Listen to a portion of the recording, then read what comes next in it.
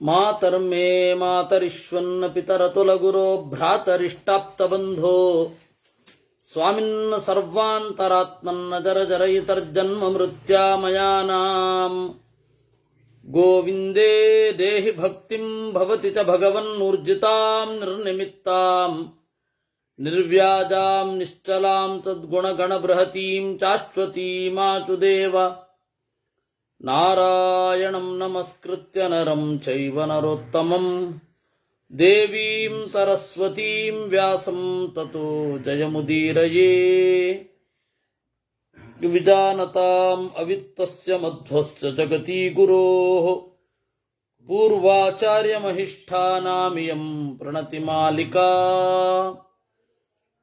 ಯದಪ್ಯುಕ್ತಂ ಶುದ್ಧಾಶುದ್ಧಮಿತಿ. ಶುದ್ಧ ಅಂದ್ರೇನು, ಅಶುದ್ಧ ಅಂದ್ರೆ ಏನು?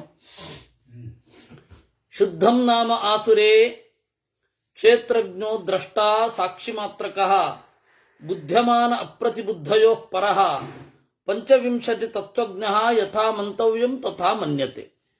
ಶುದ್ಧ ಎಂದರೇನು? ಓ ಆಸುರಿಯೇ, ನಾರಾಯಣನನ್ನೇ ಶುದ್ಧ ಎಂದು ಕರೆಯುತ್ತಾರೆ. ಯಾಕೆಂದ್ರೆ ಅವನಷ್ಟು ಶುದ್ಧ ಬೇರೆ ಯಾರೂ ಅಲ್ಲ. ಯಾಕೆ? ಅವನು ಕ್ಷೇತ್ರಜ್ಞ. ಕ್ಷೇತ್ರ ಅಂತಂದ್ರೆ ಶರೀರ, ಪಿಂಡಾಂಡ ಮತ್ತು ಬ್ರಹ್ಮಾಂಡ ಎರಡನ್ನೂ ಕ್ಷೇತ್ರ ಅಂತ ಕರೀತಾರೆ. ಕ್ಷೇತ್ರವನ್ನ ಯಾರು ತಿಳಿಯುತ್ತಾನೋ ಅವನು ಕ್ಷೇತ್ರಜ್ಞ. ನಮಗ್ ಗೊತ್ತಾ? ನನಗೇನಾಗಿದೆ ಅಂತ ತೋರಿಸ್ಲಿಕ್ಕೆ ಡಾಕ್ಟರ್ ಹತ್ರ ಹೋಗ್ತೀವಿ, ನಮ್ಮ ಬಗ್ಗೆ ನಮಗೆ ಗೊತ್ತಿಲ್ಲ. ಹೀಗಾಗಿ ಕ್ಷೇತ್ರಜ್ಞ ಅಂದ್ರೆ ನಾರಾಯಣನೇ. ಇನ್ನು ದ್ರಷ್ಟ, ಯಾವುದರಿಂದಲೂ ಕೊಳೆಯಾಗುವುದಿಲ್ಲ, ಎಲ್ಲವನ್ನ ನೋಡ್ತಾ ಇರ್ತಾನೆ, ಅಜ್ಞಾನದ ಕಳಂಕವಿಲ್ಲ, ಅದರಿಂದಾಗಿ ದ್ರಷ್ಟ. ಇನ್ನು ಎರಡನೆಯದ್ದು ಸಾಕ್ಷಿ ಮಾತ್ರಕಃ ಅಂತ. ಕೇವಲ ನೋಡ್ತಾನೆ. ಸಾಕ್ಷಿ ಮಾತ್ರಕಃ ಬುದ್ಧ್ಯಮಾನ ಅಪ್ರತಿಬುದ್ಧಯೋ ಪರಃ, ನಾವು ತಿಳಿಯದ ತಿಳಿಯುವ ವಸ್ತುಗಳಿಗಿಂತ ಮಿಗಿಲು ಅವನು. ತಿಳಿದ ಪದಾರ್ಥಗಳು ಸ್ವಲ್ಪವೇ, ನಮಗೆ ಬಹಳ ಕಡಿಮೆ ನಾವು ತಿಳಿದಿರೋದು. ಯಾಕೆಂದ್ರೆ ಯಾವುದೇ ಕ್ಷೇತ್ರ ದೊಡ್ಡ ಸಾಗರ, ಯಾವುದೇ ಕ್ಷೇತ್ರ. ಹೀಗಾಗಿ ಅಪ್ರತಿಬುದ್ಧ್ಯಮಾನ, ತಿಳಿಯದೇ ಇರೋದು ಬಹಳ ಇದೆ. ಬುದ್ಧ್ಯಮಾನ, ಸ್ವಲ್ಪ ತಿಳಿದಿದ್ದೇವಲ್ಲ, ತಿಳಿದಿರುವುದಕ್ಕಿಂತಲೂ ತಿಳಿಯದೇ ಇರುವುದಕ್ಕಿಂತಲೂ ಅವನು ದೊಡ್ಡವನು, ಅವನು ಶುದ್ಧ ಅಂತಾರೆ ಅವನನ್ನ. ಪಂಚವಿಂಶತಿ ತತ್ವಜ್ಞ, 25 ತಿಳಿದವನು. ಯಥಾ ಮಂತವ್ಯಂ ತಥಾ ಮನ್ಯತೆ, ಅಜ್ಞಾನದ ಲೇಪ ಅವನಿಗಿಲ್ಲ, ಅದಕ್ಕೆ ಶುದ್ಧ. ಹೇಗೆ ತಿಳ್ಕೊಳ್ಬೇಕೋ ಹಂಗೆ ತಿಳ್ಕೊತಾನೆ. ನಾವು ಹೇಗೆ ತಿಳ್ಕೋಬಾರದೋ ಹಾಗೆ ತಿಳ್ಕೊತೇವೆ, ನಮಗೆ ಗೊತ್ತಿಲ್ಲ. ನಾವು ಅಶುದ್ಧರು, ಅವನು ಶುದ್ಧ. ಯಥಾ ಕರ್ತವ್ಯಂ ತಥಾ ಕರೋತಿ, ಏನು ಹೆಂಗ್ ಮಾಡಬೇಕೋ ಅವನಿಗೆ ಗೊತ್ತು, ಮಾಡ್ತಾನೆ. ಯಥಾ ವಕ್ತವ್ಯಂ ತಥಾ ಬ್ರವೀತಿ, ಹೇಳಬೇಕಾದಂತೆಯೇ ಹೇಳ್ತಾನೆ. ಆದರೆ ಅವನನ್ನ ಹೇಳುವ ಸರ್ವಾಗಮಾಹ ಸರ್ವದ್ವಂದ್ವಾನಿ ಸರ್ವಜ್ಞಾನಾನಿ ತಪಶ್ಚ ಅತಪಶ್ಚ ಶುದ್ಧಶ್ಚ ಅಶುದ್ಧಶ್ಚ, ವೇದಗಳು ಶುದ್ಧವೂ ಹೌದು ಅಶುದ್ಧವೂ ಹೌದು. ಯಾಕೆ ಶುದ್ಧ? ಅವನನ್ನು ತಿಳಿಸುತ್ತವೆ. ಯಾಕೆ ಅಶುದ್ಧ? ಅವನನ್ನು ಪೂರ್ತಿ ತಿಳಿಸೋಲ್ಲ. ಆದ್ದರಿಂದ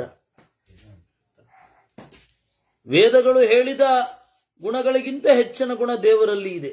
ಆದ್ದರಿಂದಾಗಿ ವೇದ ಶುದ್ಧ ಶುದ್ಧ. ಇನ್ನು ಸರ್ವದ್ವಂದ್ವಾನಿ, ಸೋಲು ಗೆಲುವು ಸುಖ ದುಃಖ ಎಲ್ಲವೂ ಕೂಡ ಶುದ್ಧವೂ ಹೌದು ಅಶುದ್ಧವೂ ಹೌದು. ಸರ್ವಜ್ಞಾನಾನಿ, ಎಲ್ಲ ಇಂದ್ರಿಯಗಳ ಅರಿವು ಶುದ್ಧವೂ ಹೌದು ಅಶುದ್ಧವೂ ಹೌದು. ಗೋಡೆಯನ್ನು ನೋಡ್ತಾ ಇದ್ದೇವೆ, ಗೋಡೆ ಅನ್ನೋದು ಸತ್ಯ ಅಂದ್ರೆ ಶುದ್ಧ, ಕರೆಕ್ಟ್. ಆದ್ರೆ ಗೋಡೆಯ ಒಳಗಡೆ ಎಷ್ಟು ಪರಮಾಣುಗಳಿದೆ ಅದೆಲ್ಲ ನಮ್ಗೆ ಗೊತ್ತಿಲ್ಲ. ಹೀಗಾಗಿ ನಮ್ಮ ಎಲ್ಲ ಜ್ಞಾನಗಳು, ಎಲ್ಲ ಇಂದ್ರಿಯಗಳ ಜ್ಞಾನ ಅಶುದ್ಧ. ಇನ್ನು ತಪಶ್ಚ ಅತಪಶ್ಚ, ಅರಿವು. ತಪಃ ಅಂದ್ರೆ ಅರಿವು, ಯುಕ್ತಿ. ಅತಪಃ ಯುಕ್ತಿ ಅಲ್ಲದೆ ಇರೋದು ಅಥವಾ ಜ್ಞಾನ ಅಲ್ಲದೆ ಇರೋದು, ತಪಸ್ಸು ಅಲ್ಲದೆ ಇರೋದು, ಅದು ಶುದ್ಧ ಅಶುದ್ಧ. ಅನೇನ ಮಾರ್ಗೇಣ ಕ್ಷೇತ್ರಜ್ಞಸ್ಯ ಅಶುದ್ಧಿ ಧರ್ಮಿಣಃ ಶುದ್ಧಮೃಚ್ಛತಿ ಧರ್ಮೇಣ ಜ್ಞಾನದೃಷ್ಟಾಂತಾಗಮ ಪ್ರಾಮಾಣ್ಯಾತ್ ಸುವಿಫಲಮಪಿ ತಪಸ್ತಪ್ತ್ವಾ ಸಂಸಾರ ಏವ ಮಜ್ಜತಿ ಅಪ್ರತಿಬೋಧತ್ವಾತ್. ಹೀಗೆ ಕ್ಷೇತ್ರಜ್ಞನಾದವನನ್ನ ತಿಳಿದು ಮುಕ್ತಿ ಹೊಂದಬೇಕಾಗಿರೋದು ಜೀವನ ಒಂದು ಅಗತ್ಯ. ಅಶುದ್ಧ ಧರ್ಮಿಣ, ಅಶುದ್ಧ ಧರ್ಮ ಅಂದ್ರೆ ಯಾರು? ಜೀವ. ಜೀವ ಏನಿದ್ದಾನೆ ಅವನು ಅಶುದ್ಧ ಧರ್ಮ. ಅಶುದ್ಧ ಧರ್ಮಿಯಾದ ಜೀವನ, ಅಶುದ್ಧ ಧರ್ಮಿಯಾದ ಜೀವನ ಉದ್ಧಾರ ಹೇಗೆ? ಅನೇನ ಮಾರ್ಗೇಣ ಕ್ಷೇತ್ರಜ್ಞಸ್ಯ ಧರ್ಮೇಣ, ದೇವರ ಜ್ಞಾನದಿಂದ ಶುದ್ಧ ಆಗಬೇಕು. ಜ್ಞಾನ ದೃಷ್ಟಾಂತಾಗಮ ಪ್ರಾಮಾಣ್ಯಾತ್, ಆಗಮ ಪ್ರಾಮಾಣ್ಯ ಇರೋದ್ರಿಂದ ಸುವಿಫಲಮಪಿ ತಪಸ್ತಪ್ತ್ವ, ಹಿರಿದಾದ ತಪಸ್ಸನ್ನ ಮಾಡಿ ಉದ್ಧಾರ ಆಗಬೇಕು. ಆದರೆ ಅಜ್ಞಾನ ಇರೋದ್ರಿಂದಾಗಿ ಏನ್ ಮಾಡ್ತಾನೆ? ಸಂಸಾರೇ ಏವ ಮಜ್ಜತಿ, ಸಂಸಾರದಲ್ಲಿ ಬಿಡ್ತಾನೆ. ಯಾಕೆ? ಅಪ್ರತಿಬೋಧತ್ವಾತ್, ತಿಳಿಯದೇ ಇರುವುದರಿಂದ. ಏವಮಾಹ ಅಶುದ್ಧಂ ಪುರುಷಂ ದೃಷ್ಟ್ವಾ ಕಿಂ ಶುದ್ಧಮಿತಿ ಮನ್ಯತೆ ಸತಪೋ ವಿಪುಲಂ ಪ್ರಾಪ್ಯ ಸಂಸಾರೇ ಪ್ರತಿಷ್ಠತಿ. ಆದ್ದರಿಂದ ಕ್ಷೇತ್ರಜ್ಞನಾದ ನಾರಾಯಣ ಏನಿದ್ದಾನೆ ಅವನು ಶುದ್ಧ. ಅಶುದ್ಧಂ ಪುರುಷಂ ದೃಷ್ಟ್ವಾ, ಜೀವನನ್ನ ತಿಳಿದು, ಕಿಂ ಶುದ್ಧಮಿತಿ ಮನ್ಯತೆ, ಶುದ್ಧ ಯಾರು ಅಂತ ದೇವರನ್ನ ಕಾಣ್ತಾನೆ. ಯಾಕೆಂದ್ರೆ ಜೀವರಲ್ಲಿ ಪರ್ಫೆಕ್ಟ್ ಅಂತ ಯಾರನ್ನು ಹುಡುಕೋದು? ದೇವರನ್ನ ಮಾತ್ರ ಹುಡುಕಬೇಕು. ಯಾಕೆಂದ್ರೆ ನಾವೇ ಎಲ್ಲ ದೋಷಗಳನ್ನ ನಾವು ಹೊಂದಿದ್ದೇವೆ. ಅದರಿಂದಾಗಿ ಅಶುದ್ಧನಾದ ಜೀವನನ್ನ ಕಂಡಾದರೂ ಶುದ್ಧನಾದ ದೇವರ ಬಗ್ಗೆ ತಿಳ್ಕೋ. ಅವನು ಸಂಸಾರವನ್ನು ದಾಟ್ತಾನೆ. ಅವನನ್ನು ತಿಳಿಯದಿದ್ದರೆ ಸಂಸಾರದಲ್ಲಿಯೇ ಇರ್ತಾನೆ. ಹೀಗೆ ಶುದ್ಧಾಶುದ್ಧ ಬಗ್ಗೆ ಆಯಿತು. ಇನ್ನು ನಿತ್ಯಾನಿತ್ಯ. ನಿತ್ಯ ಅಂದ್ರೇನು, ಅನಿತ್ಯ ಅಂದ್ರೇನು? ನಿತ್ಯಂ ನಾಮ ಆಸುರೇ ಅವ್ಯಕ್ತಂ ಅನಿತ್ಯ ವಿಕಾರಾಹ. ಅವ್ಯಕ್ತ, ಈ ಪ್ರಕೃತಿಯನ್ನ ಅವ್ಯಕ್ತ ಅಂತ ಕರೀತಾರೆ. ಅನ್ನೋನ್ ಅಂತ ಅರ್ಥ. ಪ್ರಕೃತಿ ಅವ್ಯಕ್ತ ಅಂದ್ರೇನು? ಅನ್ನೋನ್. ಗೀತೆಯಲ್ಲಿಯೂ 12ನೇ ಅಧ್ಯಾಯದಲ್ಲಿ ಇದನ್ನೇ ಹೇಳಿರೋದು. ಒಂದು ಸರ್ತಿ ನಾವು ಎಲ್ಲವನ್ನ ಓದಿಕೊಂಡು ಮತ್ತೆ ಆವೃತ್ತಿಗೆ ಬಂದಾಗ ಮತ್ತೆ ಆವೃತ್ತಿ. ಹೀಗಾಗಿ ಗೀತೆಯಲ್ಲಿ ಏಚಾಪ್ಯಕ್ಷರಂ ಅವ್ಯಕ್ತಂ ಅಂತ ಇದೆ. ಏಚತ್ವಾಂ ಪರಿಯುಪಾಸತೆ ತೇಷಾಂ ಕೆ ಯೋಗವಿತ್ತಮಾಹ ಅಂತ. ಅವ್ಯಕ್ತ ಅಂದ್ರೆ ಯಾರು? ಪ್ರಕೃತಿ. ಯಾಕೆಂದ್ರೆ ಇನ್ನೂ ನಮಗೆ ತೆರೆದುಕೊಂಡಿಲ್ಲ. ಪ್ರಕೃತಿ ಪೂರ್ಣವಾಗಿ ತೆರೆದುಕೊಂಡಿಲ್ಲ. ಹೀಗಾಗಿ ಅವಳನ್ನ ಅವ್ಯಕ್ತ ಅಥವಾ ಅದನ್ನ ಅವ್ಯಕ್ತ ಅಂತ ಕರೀತಾರೆ. ಅದು ನಿತ್ಯ. ನಿತ್ಯಂ ನಾಮ ಆಸುರೇ ಅವ್ಯಕ್ತಂ ಅನಿತ್ಯ ವಿಕಾರಾಹ. ಆ ಪ್ರಕೃತಿಯಲ್ಲಿ ಬದಲಾವಣೆಗಳಾಗ್ತಾ ಇರ್ತವೆ, ಅದು ಅನಿತ್ಯ. ಎರಡು ಜೊತೆಗೇ ಇರುತ್ತೆ. ಪ್ರಕೃತಿ ನಿತ್ಯವೂ ಹೌದು, ಅನಿತ್ಯವೂ ಹೌದು. ಅವ್ಯಕ್ತಂ ಅನಿತ್ಯಂ ಪ್ರವದಂತಿ ಸರ್ಗ ಪ್ರಳಯ ಧರ್ಮಿತ್ವಾತ್ ವಿಕಾರಾಣಾಂ. ಪ್ರತಿಯೊಂದು ಸೃಷ್ಟಿ, ಪ್ರಳಯ, ಎಲ್ಲ ತರಹದ ವಿಕಾರಗಳಿಗೆ ಅವ್ಯಕ್ತ ಸಿಲುಕಿ ಜಡ ಪ್ರಕೃತಿ ಅದು ಅನಿತ್ಯ ಆಗತ್ತೆ.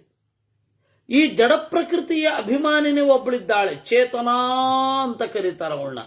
ಜೀವಭೂತಾಂ ಮಹಾಬಾಹೋ ಅಪರೇಯ ಮಿತಸ್ತ್ವನ್ಯಾಂ ಅಂತ ಗೀತೆಯಲ್ಲಿ ಹೇಳೋದು. ಅವಳು ಲಕ್ಷ್ಮೀದೇವಿ, ಅಪರ. ತಥೈವ ಅಧಿಷ್ಠಾತಾರಂ ಅನಿತ್ಯಂ ಪ್ರವದಂತಿ ಅಧಿಷ್ಠಾನ ಕರ್ತೃತ್ವಾತ್ ವಿಕಾರಾಣಾಂ. ತಥೈವ ಅಧಿಷ್ಠಾನಂ ಅನಿತ್ಯಂ ಪ್ರವದಂತಿ. ಅಧಿಷ್ಠಾತ ಅಂತ ಹೇಳಿದ್ರೆ ಜೀವ. ಅವನು ಹೀಗೆ ಬರ್ತಾನೆ, ಹೀಗೆ ಹೋಗ್ತಾನೆ. ಈ ದೇಹದಲ್ಲಿ ನಿತ್ಯವಾಗಿಯೂ ಇರೋದಿಲ್ಲ. ಇದನ್ನ ಏನಂತ ಕರೀತಾರೆ? ಅಧಿಷ್ಠಾತೃ. ಅಧಿಷ್ಠಾತೃ ಅಂದ್ರೆ ಇರುವವ, ನೆಲೆಗೊಂಡವ ಜೀವ. ಅವನು ಅನಿತ್ಯ. ಯಾಕೆ ಅನಿತ್ಯ? ಅಧಿಷ್ಠಾನ ಅನಿತ್ಯ. ಆದ್ದರಿಂದ ದೇಹ ಇವತ್ತಿರುತ್ತೆ, ನಾಳೆ ಬಿದ್ದೋಗುತ್ತೆ. ಅಧಿಷ್ಠಾನ ಕರ್ತೃತ್ವ ವಿಕಾರಾಣಂ. ಏಕೆಂದ್ರೆ ಈ ವಿಕಾರ ಅಧಿಷ್ಠಾನದಿಂದ ಕೂಡಿರುತ್ತೆ. ಅನೇನೈವ ಹೇತುನಾ ಏವಮೇತಯೋ ಉಭಯೋ ನಿತ್ಯತ್ವಾತ್ ನಿತ್ಯಗ ಕ್ಷೇತ್ರಜ್ಞ ಇತ್ಯೇವ ಮಾಹ. ಅದರಿಂದಾಗಿ ನಿತ್ಯ ಅಂದ್ರೆ ಕ್ಷೇತ್ರಜ್ಞ, ಕ್ಷೇತ್ರಜ್ಞ ಅಂದ್ರೆ ನಾರಾಯಣ. 13ನೆಯ ಅಧ್ಯಾಯದಲ್ಲಿ ಕ್ಷೇತ್ರಜ್ಞನನ್ನ ಕುರಿತೇ 13ನೇ ಅಧ್ಯಾಯ ಹೊರಟಿರೋದು. ಇಡೀ 13ನೇ ಅಧ್ಯಾಯದ ವ್ಯಾಖ್ಯಾನ ಇದ್ದ ಹಾಗೆ ಇದಿದೆ. ಕ್ಷೇತ್ರ ಅಂದ್ರೆ 2, ಪಿಂಡಾಂಡವೂ ಹೌದು, ಬ್ರಹ್ಮಾಂಡವೂ ಹೌದು. ಈ ಬ್ರಹ್ಮಾಂಡ ಪಿಂಡಾಂಡಗಳನ್ನ ನಿಯಂತ್ರಿಸುವ ಚಿತ್ ಪ್ರಕೃತಿ ಲಕ್ಷ್ಮೀದೇವಿಯನ್ನು ಕ್ಷೇತ್ರ ಅಂತ ಕರೀತಾರೆ. ಈ ಕ್ಷೇತ್ರವೆನಿಸಿದ ಲಕ್ಷ್ಮೀದೇವಿಯನ್ನ, ಕ್ಷೇತ್ರವೆನಿಸಿದ ಬ್ರಹ್ಮಾಂಡ ಪಿಂಡಾಂಡಗಳನ್ನ ಪೂರ್ಣವಾಗಿ ಯಾರು ತಿಳಿದಿದ್ದಾನೆ ಅವನು ಕ್ಷೇತ್ರಜ್ಞ. ಅನೇನೈವ ಹೇತುನಾ ಏವಂ ಉಭಯೋ ಏತಯೋ ನಿತ್ಯತ್ವಾತ್ ನಿತ್ಯ ಕ್ಷೇತ್ರಜ್ಞ ಇತ್ಯೇವ ಮಾಹ. ಪರಮಾಣು ಮೊದಲಾದವುಗಳೆಲ್ಲ ನಿತ್ಯ, ಆದರೆ ಅದರ ಕನ್ಸ್ಟ್ರಕ್ಷನ್ನು ಎಲ್ಲ ಕಾಲದಲ್ಲಿ ಒಂದೇ ರೀತಿಯಾಗಿ ಇರೋಲ್ಲ. ಅದರಿಂದಾಗಿ ಅದು ಅನಿತ್ಯ. ಬುದ್ಧ್ಯಮಾನ ಅಪ್ರತಿಬುದ್ಧಾಭ್ಯಾಂ ಬುದ್ಧಸ್ಯ ಚ ನಿರಾತ್ಮನಃ ನಿತ್ಯಾನಿತ್ಯಂ ವಿದಿತ್ವಾತು ನ ಜನ್ಮ ಪುನರಾಪ್ನುಯಾತ್. ಬುದ್ಧ್ಯಮಾನ ಅಪ್ರತಿಬುದ್ಧಾಭ್ಯಾಂ, ತಿಳಿಯದ ವಸ್ತುಗಳಿಗಿಂತಲೂ ಕೂಡ ಭಿನ್ನನಾದ,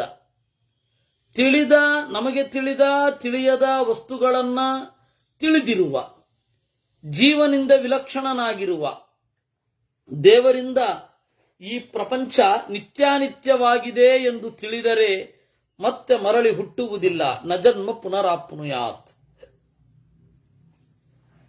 ಸಾಂಖ್ಯನಾಮಕ, ಇದು ಕಪಿಲನಾಮಕ ಪರಮಾತ್ಮನ ಈ ಸಾಂಖ್ಯವನ್ನ ತಪ್ಪಾಗಿ ತಿಳಿದು ಯಾವ ರೀತಿ ಅವರು ಇಂಟರ್ಪ್ರಿಟ್ ಮಾಡಿದ್ದಾರೆ ಅಂತ ಹೇಳಿ ನಿಮಗೆ ಈಶ್ವರ ಕೃಷ್ಣನ ಸಾಂಖ್ಯಕಾರಿಕೆಯನ್ನು ನೋಡಿದ್ರೆ ಗೊತ್ತಾಗುತ್ತೆ. ಯದಿ ಶೇಷ ಬುದ್ಧೇತ ನಾಹಮೇತೇತಾಂ ಪ್ರಕೃತಿ ವಿಕಾರಾಣಾಮಿತಿ ಕೇವಲಶ್ಚ ಸ್ಯಾತ್ ಅನ್ಯಶ್ಚ ಸ್ಯಾತ್. ಯಾರು ತಿಳ್ಕೊಳ್ತಾರೆ ಅವನು ಜೀವನೂ ಆಗಿರಬಹುದು, ದೇವನೂ ಆಗಿರಬಹುದು. ಮುಕ್ತನಾದವನು ತಿಳ್ಕೊಳ್ತಾನೆ. ಮುಕ್ತನಾದವನಿಗೆ ಇದು ಯಾವುದರ ಲೇಪ ಸಂಗ ಇರೋದಿಲ್ಲ. ಅವನು ಏನಂದ್ಕೊಳ್ತಾನೆ, ಈ ಶರೀರ, ಇದರ ಪ್ರಕೃತಿ ವಿಕಾರ ಏನಿದೆ ಇದು ಒತ್ತಟ್ಟಿಗಿರುತ್ತೆ, ನಾನು ಒಂದು ಕಡೆ ಇರ್ತೇನೆ ಅಂತ. ಬ್ರಹ್ಮದೇವರೇ ಮೊದಲಾದವರು ಆರಾಮವಾಗಿ ಆ ಶರೀರ ತ್ಯಾಗ ಮಾಡಿಬಿಡ್ತಾರೆ. ನಿಮಗೆ ಇನ್ನೊಂದು ಹೇಳಬೇಕು ಅಂತಂದ್ರೆ, ಈ ವಸಿಷ್ಠರು, ದಧೀಚಿ ಅವರೆಲ್ಲರೂ ಕೂಡ ಹಾಗೆ ಮಾಡಿದ್ದು. ಹೌದಾ ಅಂತ ಶರೀರ ಕೊಟ್ಟರು, ಬಿಟ್ರು. ಬಹಳ ವಿಚಿತ್ರ.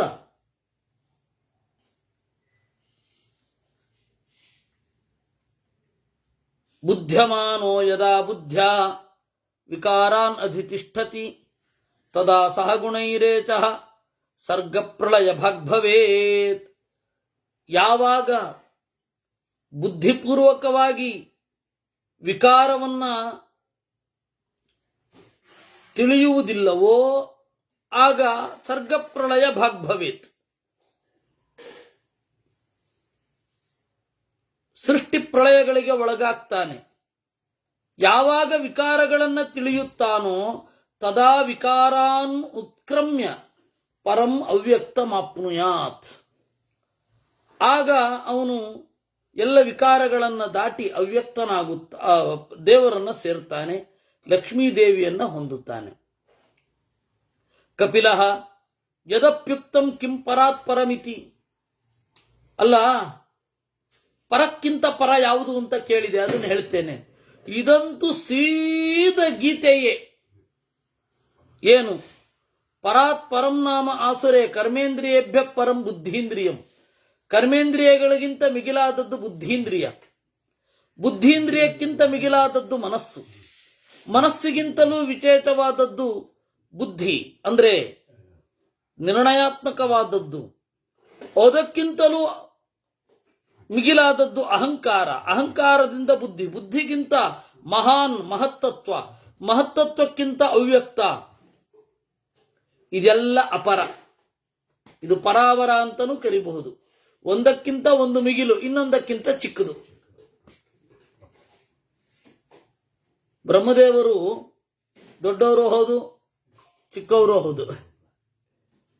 ನಮಗಿಂತ ದೊಡ್ಡವರು, ದೇವರಿಗಿಂತ ಚಿಕ್ಕವರು. ದೇವರು ಹಾಗಲ್ಲ, ಯಾರಿಗಿಂತ ಚಿಕ್ಕವನಲ್ವೇ ಅಲ್ಲ, ಅವನು ದೊಡ್ಡವನು ಮಾತ್ರ.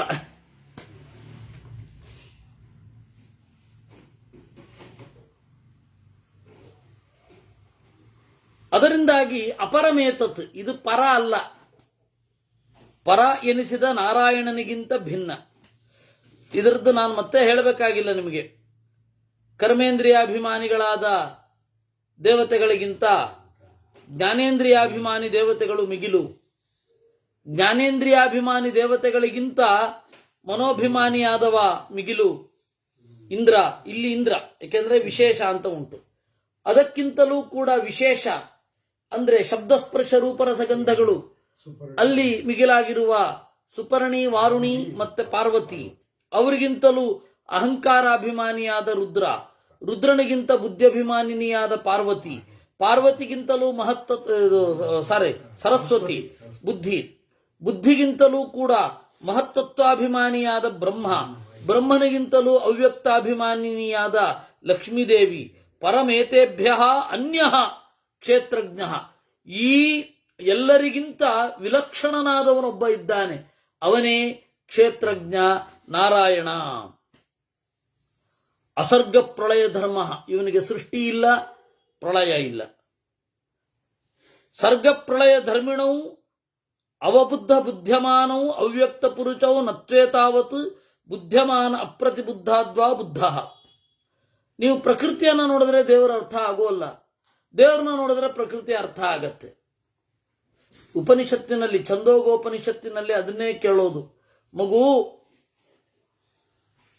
ಉತ ತಮಾದೇಶಂ ಅಪ್ರಾಕ್ಷ್ಯ ಏನ ಅಶ್ರುತಂ ಶ್ರುತಂ ಭವತಿ, ಏನ ಅಮತಂ ಮತಂ ಭವತಿ, ಏನ ಅವಿಜ್ಞಾತಂ ವಿಜ್ಞಾತಂ ಭವತಿ. ಏನಪ್ಪ ಅದನ್ನು ತಿಳ್ಕೊಂಡಿದ್ದೀಯಾ?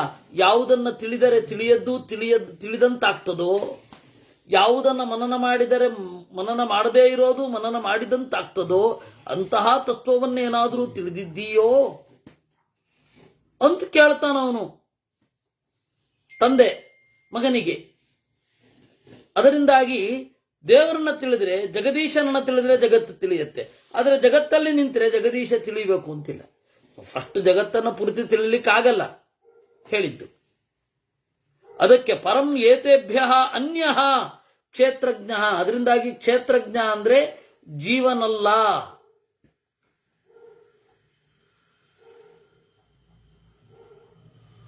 ಬುದ್ಧ್ಯಮಾನ ಪ್ರತಿಬುದ್ಧಾಭ್ಯಾಂ ಬುದ್ಧಸ್ಯ ಚ ನಿರಾತ್ಮನಃ ಪರಾಪರಂ ವಿದಿತ್ವಾತು ನ ಜನ್ಮ ಪುನರಾಪ್ನುಯಾತ್.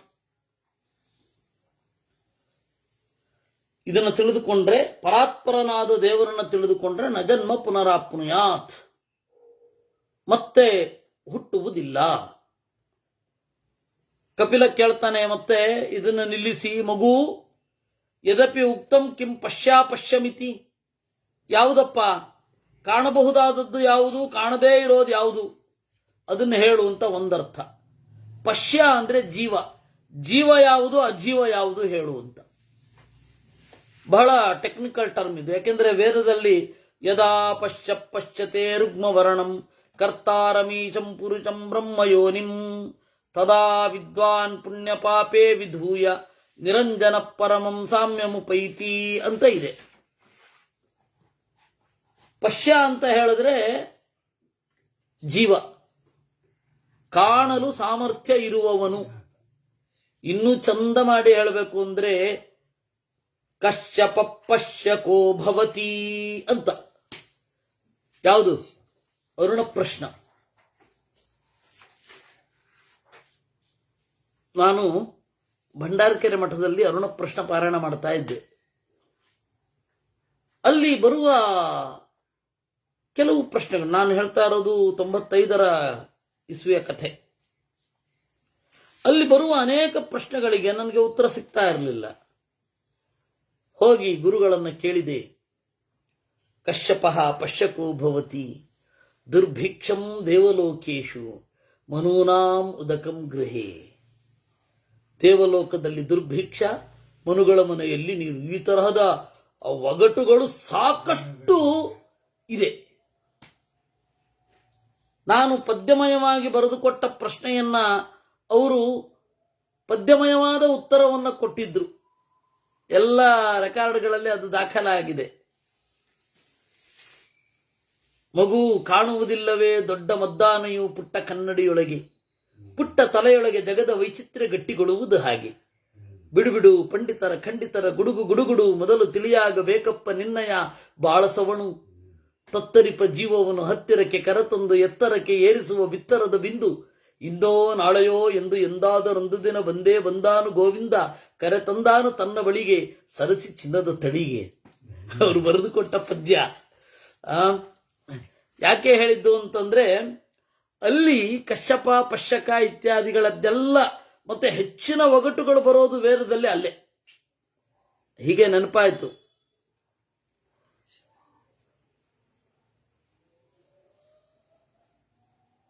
ಪತ್ರ ಇದೆಯಾ? ಇನ್ನು ನನ್ನ ಹತ್ರನೇ ಇಲ್ಲ.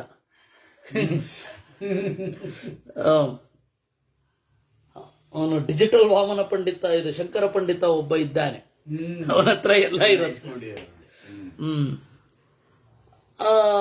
ಅದು ಏನಾಗಿದೆ, ಅಲ್ಲಿ ಪಶ್ಯಕ ಪಶ್ಯ ಈ ಒಂದು ಪದ, ಆ ಪದದಲ್ಲಿ ಏನು ಗೊತ್ತಾಗತ್ತೆ? ಜೀವ ಅಂತ. ಕಶ್ಯಪನನ್ನೇ ಪಶ್ಯಕ ಅಂತಾರೆ, ಪಶ್ಯಕನನ್ನೇ ಕಶ್ಯಪ ಅಂತಾರೆ. ಏನು? ಕಾಣುವವ ಅಂತ. ಮತ್ತೆ ವೇದದಲ್ಲಿಯೂ ಯದಾ ಪಶ್ಯತೆ ರುಗ್ಮವರ್ಣಂ ಅಂತಾರೆ. ಪಶ್ಯ ಅಂದ್ರೆ ಕಾಣುವವ. ಈಗ ಅರ್ಥ ಆಯ್ತು, ಪಶ್ಯ ಜೀವ ಯಾವುದು ಅಜೀವ ಯಾವುದು ಅಂತ. ಅನಾದಿ ಅನಿಧನಾತ್ ಅಗ್ರಾಹ್ಯತ್ವಾತ್ ಆಸುರೆ ಶಾಶ್ವತಂ ಅವ್ಯಕ್ತಂ ಪ್ರಸವ ಧಾರಣ. ಇದ್ರ ಬಗ್ಗೆ ನಾನು ಇನ್ನೊಂದು ಸಂಗತಿ ಹೇಳಬೇಕು ನಿಮಗೆ. ಒಂದು ಸ್ವಲ್ಪ ಹರಟೆ ಆಗತ್ತೆ, ಆಗಲಿ. ನಾನು ಈ ಪದ್ಯವನ್ನು ಬರ್ಕೊಟ್ಟಾಗ ಅವ್ರು ಉತ್ತರ ಬರ್ಕೊಂಡು ಬಂದಿದ್ರು. ನಾನಲ್ಲಿ ಇರಲಿಲ್ಲ. ಎಲ್ಲಿದ್ದಾನೆ ಆ ಹುಡುಗ? ಅವನೊಂದು ಪದ್ಯದಲ್ಲಿ ಪ್ರಶ್ನೆ ಕೇಳಿದ್ದಾನೆ, ನಾನು ಪದ್ಯದಲ್ಲಿ ಉತ್ತರ ಕೊಡ್ತೇನೆ. ನಾನೆಲ್ಲೋ ಹೋಗಿದ್ದೆ, ಪದ್ಯದಲ್ಲಿ ಉತ್ತರ ಕೊಟ್ಟಿದ್ದೇನೆ ಅಂತ ಹೇಳಿದ್ರು. ಅಂದ್ರೆ ನಾವು ಬಯಸಲಿಲ್ಲ, ಅದು ಪೂರ್ವಜನ್ಮದ ಪುಣ್ಯ ಅನ್ನಲಿಕ್ಕೆ ನಾನು ಹೇಳಿದ್ದು. ಅದನ್ನ ಅವರು ಸಭೆಯಲ್ಲಿ ಓದಿದ್ರು, ಸಭೆಯಲ್ಲಿ ಅವತ್ತು ಓದಿದ್ರು. ಆಮೇಲೆ ನಾನು ಹೋಗಿ ಅವ್ರ ಹತ್ರ ನಮಸ್ಕಾರ ಮಾಡಿ ಇಸ್ಕೊಂಡೆ. ಆಮೇಲೆ ಸ್ವಾಮಿಗಳಿಗೆ ಹೇಳಿದ್ರು, ಇವನನ್ನ ತರ್ಕದಲ್ಲಿ ಹಾಕಿ ಮಸುಳಿಸಬೇಡಿ, ಈ ಹೂವನ್ನು ಅರಳಿಕ್ಕೆ ಬಿಡಿ ಅಂತಂದ್ರು. ಅದು ಎಷ್ಟು ಅರಳುತ್ತೋ ಬಿಡುತ್ತೋ ಗೊತ್ತಿಲ್ಲ, ಆದ್ರೆ ಅವ್ರು ಹೇಳಿದ್ದು ಹಾಗೆ ಅವತ್ತು. ಆಮೇಲೆ ನಮಗೆ ತರ್ಕಪಾಠಗಳೆಲ್ಲ ನಿಂತು ಹೋಯ್ತು ಇದ್ದಕ್ಕಿದ್ದ ಹಾಗೆ. ಯಾಕೆಂದ್ರೆ ಯಾಕೋ ಆಗ್ತಾ ಇರಲಿಲ್ಲ ನಮಗೆ. ಸರಿಸಮಾನರು ಎಲ್ಲ ಪ್ರಶ್ನೆ ಕೇಳ್ತಾ ಇದ್ದಾಗ, ನಮ್ಗೆ ತರ್ಕಪಾಠ ಆಗ್ಬಾರ್ದಿತ್ತೆ, ನಮ್ಗೆ ತರ್ಕಪಾಠ ಆಗ್ಬಾರ್ದಿತ್ತೆ. ಆಮೇಲೆ ಓದಿದ್ದೆ ಅದನ್ನ, ಅದು ಬೇರೆ. ಆಮೇಲೆ ವಿದ್ಯಾಮಾನ್ಯರು ಕಡೆಯ ಕ್ಷಣಗಳಲ್ಲಿ ಇದ್ರು. ಫೆಬ್ರವರಿ 2000ನೇ ಇಸ್ವಿ ಫೆಬ್ರವರಿ. ಅಲ್ಲಿಗೆ ಹೋದಾಗ ಏನಾಯ್ತು, ಮಂತ್ರಾಕ್ಷತೆ ಕೊಡ್ತಾ ಇದ್ರು. ಅದಾದ ಮೇಲೆ ಅವರಿಗೆ ಪೂರ್ತಿ ಇದಾಯಿತು, ಏನು ಪೂರ್ತಿ ಅವರು ಕ್ಷೀಣಿಸ್ತಾ ಬಂದರು. ಅವಾಗ ನಾನು ನಮಸ್ಕಾರ ಮಾಡಿದಾಗ ಭಾಗವತಾದಿ ಸಕಲ ಸಚ್ಚಾಸ್ತ್ರಗಳನ್ನ ಚೆನ್ನಾಗಿ ಓದಬೇಕು, ಓದ್ತೀಯ ಅಂತ ಹೇಳಿ ಮಂತ್ರಾಕ್ಷತೆ ಕೊಟ್ಟರು. ನನಗೆ ಆಗ ಮನಸ್ಸಿನಲ್ಲಿ ಗೊತ್ತಾಗಲ್ಲ, ಅಪ್ರಬುದ್ಧತೆ ಏನು ಗೊತ್ತಿರಲ್ಲ. ಅಲ್ಲ, ಈಗೇನೋ ಗೊತ್ತಿದೆ ಅಂತಲ್ಲ, ಅಪ್ರಬುದ್ಧತೆ ಇದೆ ಅಂತ ಗೊತ್ತಿದೆ ಅಷ್ಟೇ. ನನಗಾಗ ಅಪ್ರಬುದ್ಧತೆ, ಸ್ವಾಮಿಗಳು ತರ್ಕಶಾಸ್ತ್ರ ಬರಲಿ ಅಂತ ಆಶೀರ್ವಾದ ಮಾಡಬಾರ್ದೆ. ಇದು ಏನಿದು? ಜನ ಎಲ್ಲ ಅಕ್ಕಪಕ್ಕದವರೆಲ್ಲ, ನಮ್ಮ ವಿದ್ಯಾರ್ಥಿಗಳೆಲ್ಲ ನಮಗೆ ಚಲಕ್ಷಣೆ ಆಗ್ತಾ ಇದೆ, ಪಲಕ್ಷಣೆ ಆಗ್ತಾ ಇದೆ ಅಂತ ಹೇಳ್ತಾ ಇರ್ತಾರೆ. ನಾವು ಹೇಗೆ ತಲೆ ಎತ್ತಿ ತಿರುಗೋದು? ನಮಗೆ ಆದ ವೇಗವನ್ನು ನೀವು ನೋಡಿದರೆ ಸುಮಾರು 5-6 ವರ್ಷದಲ್ಲಿ ದೊಡ್ಡ ತರ್ಕ ವಿದ್ವಾಂಸರಾಗಿ ಹೊರಗೆ ಬಂದ್ಬಿಡ್ಬೇಕು. 3 ತಿಂಗಳಲ್ಲಿ ನಮಗೆ ಚೆನ್ನಾಗಿ ಸಂಸ್ಕೃತದಲ್ಲಿ ಅನುವಾದ ಮಾಡುವಷ್ಟು ಶಕ್ತಿ ಕೊಟ್ಬಿಟ್ಟಿದ್ರು. ಅಂಥದ್ದು 7 ವರ್ಷ ಆದರೂ ಇನ್ನು ತರ್ಕ ಸಂಗ್ರಹ ದೀಪಿಕಾದಲ್ಲೇ ಇದ್ದೇವೆ. ಅದೆಂಥ ದೊಡ್ಡ ಅನುಗ್ರಹ ಅಂತ ಇವತ್ತು ಅನ್ಸತ್ತೆ, ದೇವರ ಅನುಗ್ರಹ. ಯಾಕೆ ಅಂತಂದ್ರೆ ಈ ತರಹದ ಅನುಭವ ಪ್ರಪಂಚಕ್ಕೆ ಇಳಿಲಿಕ್ಕೆ ಆಗ್ತಾ ಇರಲಿಲ್ಲ ಅವಾಗ. ಇರ್ಲಿ, ಯಾಕೆ ಹೇಳಿದ್ದು ಅಂದ್ರೆ ದೊಡ್ಡವರು ಆಶೀರ್ವಾದ ಮಾಡಿದ್ದು ಏನು ಅಂತ ಕೂಡ ಗೊತ್ತಾಗಲ್ಲ. ಅವಾಗ ನಮ್ಮ ಮನಸ್ಸು ಸ್ವೀಕರಿಸದೆ ಹೋದ್ರೂ ಅದು ಪ್ರಭಾವಕಾರಿ ಆಗತ್ತೆ, ಅಷ್ಟು ಮಾತ್ರ ಸತ್ಯ. ಇರ್ಲಿ, ಪಶ್ಯ ಯಾವುದು, ಅಪಶ್ಯ ಯಾವುದು? ಪಶ್ಯ ಅಂದ್ರೆ ಅತ್ರ ಬ್ರೂಮಃ, ಒಬ್ಬೊಬ್ರು ಒಂದೊಂದು ಹೇಳ್ತಾರಪ್ಪ. ಅನಾದಿ ಅನಿಧನಾತ್ ಅಗ್ರಾಶ್ಯತ್ವಾತ್ ಆಸುರೆ ಶಾಶ್ವತಂ ಅವ್ಯಕ್ತಂ ಪ್ರಸವ ಧಾರಣಾ ದಾನ ಗುಣ ಸ್ವಭಾವತ್ವಾತ್ ಅಶಾಶ್ವತಂ ಅನ್ಯೇ ಆಚಾರ್ಯಾಹ. ಪಶ್ಯ ಎಂದರೇನು? ಇಲ್ಲಿ ಪಶ್ಯ ಅಂತಂದ್ರೆ ನಾರಾಯಣನೇ ಅಂದ್ರು. ವಸ್ತುತಃ ಜೀವನು ಪಶ್ಯನೇ, ಜೀವನು ಪಶ್ಯನೇ. ಆದರೆ ಅನಾದಿ ಅನಿಧನಾತ್ ಅಗ್ರಾಹ್ಯತ್ವಾತ್, ದೇವರು ಅನಾದಿ, ಅನಂತ, ಅಗ್ರಾಹ್ಯ, ಪೂರ್ತಿಯಾಗಿ ತಿಳಿಲಿಕ್ಕಾಗೋದಿಲ್ಲ. ಅದರಿಂದಾಗಿ ಅವ್ಯಕ್ತವನ್ನ ಪಶ್ಯ ಅಂತ ಕೆಲವರು ಹೇಳೋದು. ಲಕ್ಷ್ಮೀದೇವಿ ದೇವರನ್ನ ಪಶ್ಯ ಅಂತ ಕೆಲವರು ಹೇಳ್ತಾರೆ. ಇನ್ನು ಕೆಲವರು ಅನ್ಯೇಚ ಆಚಾರ್ಯಾಹ, ಜೀವನನ್ನೂ ಪಶ್ಯ ಅಂತಾರೆ. 3 ಕರೆಕ್ಟ್. ತಥೈವ ಅಧಿಷ್ಠಿತಾರಂ ಅನೇನೈವ ಹೇತುನ ಶಾಶ್ವತಂಚ ವರ್ಣಯಂತಿ. ಬೇರೆ ಬೇರೆ ಬೇರೆ ಬೇರೆ ಬೇರೆ ಬೇರೆ ಜನ್ಮಗಳಲ್ಲಿದ್ರೂ ಕೂಡ ಇವನ ತಿಳಿಯುವ ಸ್ವಭಾವ ಒಂದೇ ರೀತಿಯಾಗಿರುತ್ತೆ. ಆ ತಿಳುವಳಿಕೆ ತಪ್ಪೋ ತರೆಯೋ ದಟ್ ಇಸ್ ಸೆಕೆಂಡ್ರಿ. ಪರಿಸರಕ್ಕೆ ಅನುಗುಣವಾಗಿ ತಿಳಿತಾನೋ ತಿಳಿಯೋದಿಲ್ವೋ ಅದಾಮೇಲೆ. ಆದರೆ ಜೀವನಿಗೆ ತಿಳಿಯುವ ಶಕ್ತಿ ಇದೆ, ಅದರಿಂದಾಗಿ ಅವನು ಪಶ್ಯ. ಆದರೆ ಶಾಶ್ವತವಾಗಿ ತಿಳಿಯುವನು ದೇವರು ಮಾತ್ರ. ಶಾಶ್ವತಸ್ತು ಭಗವಾನ್ ಕ್ಷೇತ್ರಜ್ಞ ಬೀಜಧರ್ಮ ಪ್ರಕೃತಿ ವಿಕಾರಯೋ ವ್ಯತಿರಿಕ್ತ ಶುದ್ಧ ಧರ್ಮಾಚ ಮುಕ್ತ ಧರ್ಮಾಚ ಇತ್ಯೇವ ಮಾಹ. ಇದನ್ನ ಬಹಳ ಚಮತ್ಕಾರವಾದ ಶ್ಲೋಕ, ಬಹಳ ಒಗಟಿರುವ ಶ್ಲೋಕ. ಇದನ್ನೊಮ್ಮೆ ಕೇಳಿ. ಪಶ್ಯ ಪಶ್ಯತಿ ಪಶ್ಯಂತಂ ಅಪಶ್ಯಂತಂಚ ಪಶ್ಯತಿ ಅಪಶ್ಯಸಾವ ಪಶ್ಯತ್ವಾತ್ ಪಶ್ಯಾಪಶ್ಯವು ನ ಪಶ್ಯತಃ. ಏನ್ರಿ ಇದು? ಪಶ್ಯ ಪಶ್ಯತಿ ಪಶ್ಯಂತಂ, ಕಾಣುವವನು ಕಾಣುವವನನ್ನೂ ಕಾಣುತ್ತಾನೆ, ಕಾಣದವನನ್ನೂ ಕಾಣುತ್ತಾನೆ. ಪಶ್ಯ ಪಶ್ಯತಿ ಪಶ್ಯಂತಂ, ಪಶ್ಯ ಕಾಣುವವನು, ಪಶ್ಯಂತಂ ಪಶ್ಯತಿ ಕಾಣುವವನನ್ನ ಕಾಣುತ್ತಾನೆ. ಆಯ್ತಾ? ಕಾಣದವನನ್ನೂ ಕಾಣುತ್ತಾನೆ. ಅಪಶ್ಯ ತಾವಪಶ್ಯತ್ವಾತ್ ಪಶ್ಯಾಪಶ್ಯವು ನ ಪಶ್ಯತಃ. ಕಾಣದೇ ಇರುವವನು ಕಾಣೋದೇ ಇಲ್ಲ, ಕಾಣುವವನು ಕಾಣುವವರನ್ನೂ ಕಾಣದವರನ್ನೂ ಕಾಣುತ್ತಾನೆ. ಏನು ಹೀಗಂದ್ರೆ? ಈಗ ಬನ್ನಿ, ಪಶ್ಯ ಅನ್ನೋ ಶಬ್ದಕ್ಕೆ ಜೀವ ಮತ್ತು ಪರಮಾತ್ಮ ಅಂತ ಇಟ್ಕೊಳ್ಳಿ. ಪಶ್ಯ ಜೀವ ಪರಮಾತ್ಮರು ಪಶ್ಯಂತಂ ಪಶ್ಯತಿ, ಕಾಣುವ ತಮ್ಮನ್ನ ಕಂಡುಕೊಳ್ಳುತ್ತಾರೆ. ನಾನು ತಿಳ್ಕೊಳ್ತಾ ಇದ್ದೀನಿ ಅಂತ ತಿಳ್ಕೊತಾರೋ ತಿಳ್ಕೊಳ್ಳಲ್ವೋ? ಜ್ಞಾನ ಇದೆ ಅಂತ ಜ್ಞಾನ ಇದೆ ತಾನೆ. ಜೀವನಿಗೆ ನನಗೆ ಜ್ಞಾನವಿದೆ ಅಂತ ಜ್ಞಾನವಿದೆ, ಹೌದಾ? ಪಶ್ಯ ಪಶ್ಯತಿ ಪಶ್ಯಂತಂ. ಎರಡನೆಯದ್ದು ಅಪಶ್ಯಂತಂಚ ಪಶ್ಯತಿ. ಹೀಗೆ ಅರಿವಿರದ ಜಡವನ್ನೂ ತಿಳ್ಕೊತಾನೆ, ನೋಡ್ತಾನೆ.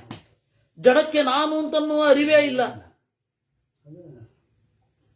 ನಮಗೆ ಇರುವ ಅಜ್ಞಾನ ಮತ್ತೆ ಜಡ ಪದಾರ್ಥಗಳಿಗೆ ಇರುವ ಅಜ್ಞಾನ ಸ್ವಲ್ಪ ಡಿಫ್ರೆಂಟ್. ನಮಗೆ ಇರುವ ಅಜ್ಞಾನ ಭಾವರೂಪ ಅಜ್ಞಾನ ಅಂತಾರೆ ಶಾಸ್ತ್ರದಲ್ಲಿ. ಜಡ ಪದಾರ್ಥಗಳಿಗೆ ಇರುವ ಅಜ್ಞಾನ ಅಭಾವರೂಪವಾದ ಅಜ್ಞಾನ ಅಂತಾರೆ. ಅಂದ್ರೆ ಒಟ್ಟಾರೆ ಜ್ಞಾನ ಇಲ್ಲ, ಜ್ಞಾನ ಬರುವ ಸಾಧ್ಯತೆಯೂ ಇಲ್ಲ. ಅದನ್ನು ಅಭಾವರೂಪವಾದ ಅಜ್ಞಾನ. ಈ ಅಭಾವರೂಪವಾದ ಅಜ್ಞಾನ ಅಂತನ್ನೋದಕ್ಕೆ ನಾವು ಯಾವತ್ತಾದ್ರೂ ಬೈತೇವ? ನಮ್ಮ ಮನೆಯಲ್ಲೊಂದು ಮಡಿಕೆ ಉಂಟು ಮಾರಿದ್ರೆ ಏನೂ ಗೊತ್ತಾಗಲ್ಲ, ಅದಕ್ಕೆ ಬಯೋದೇ ಇಲ್ಲ. ಯಾಕೆಂದ್ರೆ ತಿಳಿಯುವ ಸಾಧ್ಯತೆಯೇ ಇಲ್ಲ. ತಿಳಿಯುವ ಸಾಧ್ಯತೆ ಇದ್ದು ತಿಳಿಯದವನನ್ನ ಮಾತ್ರ ಬೈಯೋದು. ಹೀಗಾಗಿ ಜೀವರಿಗೆ ಇರುವ ಅಜ್ಞಾನವನ್ನ ಭಾವರೂಪ ಅಜ್ಞಾನ ಅಂತಾರೆ. ಜಡ ಪದಾರ್ಥಗಳಿಗೆ ಇರುವ ಅಜ್ಞಾನವನ್ನ ಅಭಾವರೂಪವಾದ ಅಜ್ಞಾನ ಅಂತಾರೆ.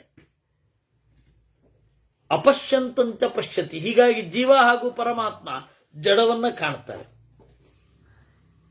ಆದರೆ ಜಡ ತನ್ನನ್ನ ಯಾರು ತಿಳ್ಕೊತಾ ಇದ್ದಾರೆ ಅಂತಲೂ ತಿಳ್ಕೊಳ್ಳಲ್ಲ. ಓ, ನನ್ನ ಮೇಲೆ ಕೂತಿದ್ದಾರೆ ಅಂತ ತಿಳ್ಕೊಳತ್ತಾ?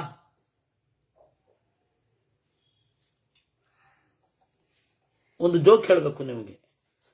ಈ ಶಿರೂರು ಸ್ವಾಮಿಗಳು ಹೋಗಿದ್ರು. ಅವರು ಅಂದ್ರೆ ಹಿಂದಿನ ಶಿರೂರು ಸ್ವಾಮಿಗಳು ಇರಲಿಲ್ಲ, ಅವರು ಸಾವಿಗೆ ಈಡಾದ್ರು. ಅವರು ವೃಂದಾವನ ಆಗೋಗಿದೆ. ಅದರಿಂದ ಈ TRP ಬೆಳೆಯನ್ನು ಬಯಸಿಕೊಳ್ಳುವ ತವಕ ಮೀಡಿಯಾದವುಗಳಿಗೆ. ಅವು ಏನೂ ಇಲ್ಲ. ನನ್ನ ಹತ್ರ ಬಂದು ಕೇಳಿದ್ರು, ಏನು ಇನ್ನೇನು ಸ್ಟೋರಿ ಮಾಡಬಹುದು ಅಂತ. ಅವಾಗ ಸ್ವಲ್ಪ ಕನ್ಸಲ್ಟೆಂಟ್ ಆಗಿ ಇದ್ದೆ ಬಹಳ ಹಿಂದೆ. ಅವ್ರು ಹೋಗಿ ಬಹಳ ದಿವಸ ಆಯ್ತು. ಅವಾಗ ಏನು ಮಾಡ್ಲಿಕ್ಕಾಗಲ್ಲ, ಬಿಟ್ಬಿಡಿ ಇದನ್ನ ಅಂತ. ಇಲ್ಲ ಮಾಡ್ತೀವಿ, ಏನಾದ್ರು ಮಾಡಬೇಕು, ಮೇಲ್ಗಡೆಯಿಂದ ಒತ್ತಡ ಇದೆ. ಅದೇನು ಮೇಲ್ಗಡೆಯಿಂದ ಒತ್ತಡವೋ ದೇವರಿಗೆ ಗೊತ್ತು. ಅವರು ಫೋನ್ ಮಾಡು, ಒಂದು ಸ್ಟೋರಿ ಮಾಡೋದು ಈಗಲೂ ಇದೆ, ಪ್ರಾಯ ಆರ್ಕೈವಲ್ ಇದೆ. ಈ ಕಾರು ಶಿರೂರು ಸ್ವಾಮಿಗಳನ್ನ ಕಳೆದುಕೊಂಡು ಅನಾಥವಾಗಿ ನಿಂತಿದೆ, ಅವರಿಲ್ಲದ ದುಃಖವನ್ನು ಅನುಭವಿಸ್ತಾ ಇದೆ ಅಂತ ಹೇಳಿದಾಳೆ ಅವಳು ಆಂಕರ್. ನೆನಪಿದೆ ಯಾರಿಗಾದ್ರು? ಅವರಿಲ್ಲದೆ ದುಃಖವನ್ನು ಅನುಭವಿಸ್ತಾ ಇದೆ ಜಡ ಪದಾರ್ಥ. ಇವ್ರು ಏನ್ ಬೇಕಾದ್ರೆ ಮಾಡ್ತಾರ, ಅದಲ್ಲ. ಅಪಶ್ಯಸ್ತೌ ಅಪಶ್ಯತ್ವಾತ್ ಪಶ್ಯಾಪಶ್ಯೌ ನ ಪಶ್ಯತಃ. ಆಮೇಲೆ ಕಾಣುವವರು ಮತ್ತೆ ಕಾಣದವರು ಎರಡನ್ನೂ ಕಾಣುವವ ಒಬ್ಬ ಇರ್ತಾನೆ, ಅದು ದೇವರು, ಪೂರ್ತಿಯಾಗಿ ದೇವರು. ಹಾಗಾದ್ರೆ ನೀವು ತಿಳಿಯುವರು ಅಂತನ್ನುವ ಒಂದು ಕೆಟಗರಿಯಲ್ಲಿ ಇಬ್ಬರನ್ನು ಸೇರಿಸಿದ್ರಿ. ದೇವರನ್ನು ಸೇರಿಸಿದ್ರಿ, ಜೀವರನ್ನು ಸೇರಿಸಿದ್ರಿ. ದ ಕ್ವಶನ್ ಈಸ್, ತಿಳಿಯುವವನು ತಿಳಿಯದವನು ಅಲ್ವಾ? ತಿಳಿಯದ್ದು ಅಂತಂದ್ರೆ ಜಡ ಪದಾರ್ಥ ಇಡೀ ಒಂದು ಕೆಟಗರಿ ಹೊಟ್ಟೋಯ್ತು. ಜೀವ ಅಂತಂದಾಗ ತಿಳಿಯುವವನು ಪರಮಾತ್ಮ, ದೊಡ್ಡ ಜೀವ, ಪರಮ ಆತ್ಮ. ಪರಮ ಆತ್ಮ ಅಂದ್ರೇನು? ದೊಡ್ಡ ಜೀವ. ದೊಡ್ಡ ಜೀವ ಮತ್ತೆ ಜೀವ ಎರಡು ತಿಳಿಯುತ್ತೆ. ಅದರಲ್ಲಿ ವ್ಯತಿರಿಕ್ತ ಯಾವುದು, ಅವ್ಯತಿರಿಕ್ತ ಯಾವುದು ಅಂತ. ವ್ಯತಿರಿಕ್ತ ಅಂದ್ರೆ ವಿಲಕ್ಷಣ, ಭಿನ್ನ, ಡಿಫ್ರೆಂಟ್. ಯಾವುದು? ವ್ಯತಿರಿಕ್ತಂ ನಾಮ ಅಸುರೇ ಪುರುಷ ಪಂಚವಿಂಶಕ ಕ್ಷೇತ್ರಜ್ಞ. ಪೂರ್ತಿ ವಿಲಕ್ಷಣನಾಗಿರುವವನು ದೇವರು. ಯಥಾ ಪುಷ್ಕರ ಪರಣೆ ಬಿಂದು ನಶ್ಲೇತಮುಪಗಚ್ಚತಿ ಅನ್ಯತ್ವಾ ತಥಾ ಕ್ಷೇತ್ರಂ ಕ್ಷೇತ್ರಜ್ಞ. ಹೇಗೆ ತಾವರೆಯ ಎಲೆಯಲ್ಲಿ ನೀರು ಅಂಟುವುದಿಲ್ಲವೋ ಹಾಗೆ ಕ್ಷೇತ್ರವನ್ನ ಅಂಟುವುದಿಲ್ಲ ಕ್ಷೇತ್ರಜ್ಞ. ಕ್ಷೇತ್ರ ಅಂದ್ರೆ ಈ ಪ್ರಕೃತಿ. ಪ್ರಕೃತಿಯ ವಿಕಾರಗಳಿಗೆ ಅವನು ಒಳಗಾಗೋದಿಲ್ಲ. ನಾವು ಜಗತ್ತು ಪ್ರಳಯ ಆದಾಗ ನಮ್ಮ ಶರೀರವು ನಾಶ ಆಗುತ್ತೆ, ಜಗತ್ತು ಉದಯ ಆಗುವಾಗ ನಮ್ಮ ಶರೀರವೂ ಹುಟ್ಟುತ್ತೆ. ಈ ತರಹದ ವಿಕಾರ ದೇವರಿಗಿಲ್ಲ. ಹೀಗಾಗಿ ಡಿಫ್ರೆಂಟ್, ವ್ಯತಿರಿಕ್ತ. ನಾವು ಜಗತ್ತಿಗಿಂತ ವ್ಯತಿರಿಕ್ತರಲ್ಲ. ಜಗತ್ತೆಲ್ಲ ಏನನ್ನು ಅನುಭವಿಸ್ಬೇಕೋ ಅದನ್ನು ನಾವು ಅನುಭವಿಸ್ಬೇಕು. ಎಲ್ಲರೂ ಕೊರೋನಾದಿಂದ ಸಂಕಟಪಟ್ಟರು, ನಾವು ಅದರೊಳಗಡೆ ಇದ್ದೇವೆ. ನಾವು ಜಗತ್ತಿನ ಒಳಗಡೆ ಇದ್ದೇವೆ. ಈ ಹಿನ್ನೆಲೆಯಲ್ಲಿ ವ್ಯತಿರಿಕ್ತ ಅವ್ಯತಿರಿಕ್ತ ಅಂತ. ಯಥಾ ಮುಂಜಾತ್ ಇಶೀಕಾ ನಿಷ್ಕೃಷ್ಟ ನ ಪುನರಾವಿಶತೆ ಅನ್ಯತ್ವಾತ್ ತಥಾ ಕ್ಷೇತ್ರಂ ಕ್ಷೇತ್ರಜ್ಞ. ಮುಂಜಾದಿವೇಶೀಕಾಂ ಧೈರ್ಯೇಣ ತಂ ವಿದ್ಯಾತ್ ಶುಕ್ರಮೃತಂ ತಂ ವಿದ್ಯಾತ್ ಶುಕ್ರಮೃತಮಿತಿ ಅಂತ ಕಠೋಪನಿಷತ್ತಿನ ಕಡೆಯ ಭಾಗದಲ್ಲಿ ಬರುವ ಮಾತು.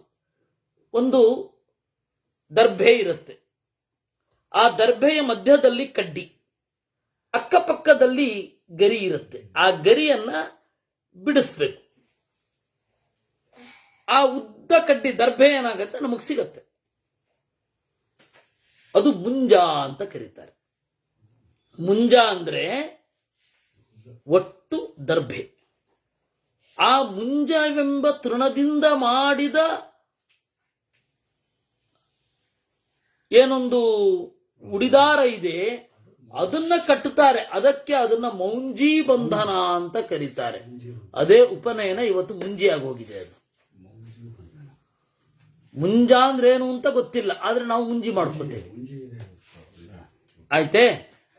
ಹೀಗಾಗಿ ಮುಂಜಾತ್ ಇಶೀಕಾ ನಿಷ್ಕೃಷ್ಟ ನ ಪುನರಾವಿಶತಿ. ಆ ಮುಂಜದಿಂದ ಹೊರಬಂದ ಕಡ್ಡಿ ಮತ್ತೆ ಅದರಲ್ಲಿ ಸೇರೋದಿಲ್ಲ. ಹಾಗೆ ದೇವರು ಅದ್ರೊಳಗಡೆ ಇರ್ತಾನೆ, ಅದರಿಂದ ಹೋದ್ಮೇಲೆ ಅದನ್ನು ಮತ್ತೆ ತರಲಿಕ್ಕಾಗಲ್ಲ. ಕೂಲಾದ್ ವೃಕ್ಷ ಪತಂ ತತ್ಕೂಲಂ ಮುಂಚತಿ ಅನ್ಯತ್ವಾ ತಥಾ ಕ್ಷೇತ್ರಂ ಕ್ಷೇತ್ರಜ್ಞ. ಇನ್ನು ದಡದಲ್ಲಿ ಇರುವ ಮರ ಬೀಳುತ್ತೆ, ಅಲ್ಲಿಗೆ ಪೂರ್ತಿ ಬುಡ ಕಡ್ಕೊಂಡು ಹೊಟ್ಟೋಗುತ್ತೆ. ಆ ರೀತಿ ಈ ದೇವರು ಇಲ್ಲಿ ಸನ್ನಿಧಾನವನ್ನ ಇಲ್ಲವಾಗಿಸಬೇಕು ಅಂದ್ರೆ ಮಾಡ್ತಾನೆ. ವೃಕ್ಷಾದ್ವಾ ಶಕುನಿಹಿ ಉತ್ಪತಂ ಸತಂ ವೃತ್ತಂ ಉತ್ಸೃಜತಿ ಅನ್ಯತ್ವಾ ತಥಾ ಕ್ಷೇತ್ರಂ ಕ್ಷೇತ್ರಜ್ಞ. ಹೇಗೆ ವೃಕ್ಷ ಹೇಳಿದ್ರೆ ಮರದಿಂದ ಹಕ್ಕಿ ಹಾರಿ ಹೋಗ್ತದೆ, ಆ ರೀತಿ ದೇಹವೆಂಬ ವೃಕ್ಷದಿಂದ ದೇವರು ಹಾರಿ ಹೋಗ್ತಾನೆ. ಯಥಾ ಶಕುನಿಹಿ ಸೂತ್ರೇಣ ಪ್ರಬದ್ಧ ಅಂತ ಹೇಳಿ ಶಕುನಿ ಹಾಗೂ ವೃಕ್ಷ ದೃಷ್ಟಾಂತವನ್ನೇ ಬೇರೆ ತರಹ ಛಂದೋಗೋಪನಿಷತ್ತಿನಲ್ಲಿ ಕೊಟ್ಟಿದ್ದಾರೆ. ಇಲ್ಲಿ ಸ್ವಲ್ಪ ಬೇರೆ ತರ ಕೊಟ್ಟಿದ್ದಾರೆ. ಕಸ್ಮಾತ್ ಅನ್ಯತ್ವಾತ್ ಸರ್ವೇತಾಮೇವಂ ಅನ್ಯತ್ವಂ ಕೂಲಮನ್ಯಃ ವೃಕ್ಷ ಅನ್ಯಃ ಮಶಕ ಅನ್ಯಃ ಅನ್ಯದುದುಂಬರಃ ಅನ್ಯೋ ಮತ್ಸ್ಯಃ ಅನ್ಯದುದಕಂ ಮುಂಜಮನ್ಯತ್ ಅನ್ಯೇ ಶೀಕಾ ಅನ್ಯದುದಕಂ ಅನ್ಯತ್ ಪುಷ್ಕರ ಪರ್ಣಂ ತಥಾ ಅನ್ಯತ್ ಕ್ಷೇತ್ರಂ ಕ್ಷೇತ್ರಜ್ಞಃ ಅನ್ಯಃ ಪುರುಷಃ ಪಂಚವಿಂಶಕಃ. ಆಚಾರ್ಯರು ಏನು ನಿರೂಪಣೆ ಮಾಡಿದ್ದಾರೆ ಸ್ಫುಟವಾಗಿ, ಎಷ್ಟು ಸ್ಪಷ್ಟ ನೋಡಿ. ಇಲ್ಲಿ ಇಷ್ಟೊಂದು ದೃಷ್ಟಾಂತ ಕೊಟ್ಟಿದ್ದಾರೆ. ಕೂಲಮನ್ಯಃ ಅನ್ಯತ್ವಂ ಅನ್ಯತ್ ಕೂಲಂ. ಕೂಲ ಅಂದ್ರೆ ತೀರ, ಗೊತ್ತಾಯ್ತಾ? ತೀರಕ್ಕೆ ಹತ್ತಿರದಲ್ಲಿರುವುದು ಅನುಕೂಲ, ತೀರಕ್ಕೆ ದೂರವಾಗಿರೋದು ಪ್ರತಿಕೂಲ. ಅದರಿಂದಾಗಿ ನಮ್ಮ ಈ ಎಲ್ಲ ಕೆಲಸಗಳಿಗೆ ಹೀಗೆ ಈಸಿ ಅನ್ಈಸಿ ಅನ್ನೋದನ್ನ ನಾವು ಹೇಳೋದು ಈ ಪರಿಭಾಷೆಯಲ್ಲಿ. ದಡಕ್ಕೆ ಹತ್ತಿರ, ದಡದಿಂದ ದೂರ ಅಂತ. ಕೂಲ ಅನುಕೂಲ ಪ್ರತಿಕೂಲ. ಕೂಲ ಅನ್ಯತ್ ತೀರ ಬೇರೆ, ಮರ ಬೇರೆ. ಅನ್ಯಃ ಮಶಕಃ ನೊಣ ಬೇರೆ, ಅನ್ಯದುದುಂಬರಃ ಆ ನೊಣ ಕುಳಿತಿರುವ ಬೇರೆ ಬೇರೆ ವಸ್ತುಗಳು ಬೇರೆ. ಅನ್ಯೋ ಮತ್ಸ್ಯ ಮೀನು ಬೇರೆ.